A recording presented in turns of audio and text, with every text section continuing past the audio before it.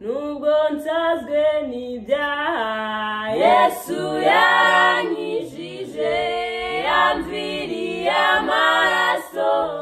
angura n'urupfa ryo tuzabakaramata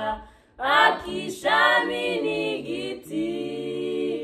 urukundo rwa Yesu rusagutse ikirere ntacyo twarugeraho ruzaguma witeka niwe warungirije nde ntabwo nari nduzi nubwo nsazwe n'ibyaha Yesu andutira byose azi ibyo nkennye byose ankiza umubabaro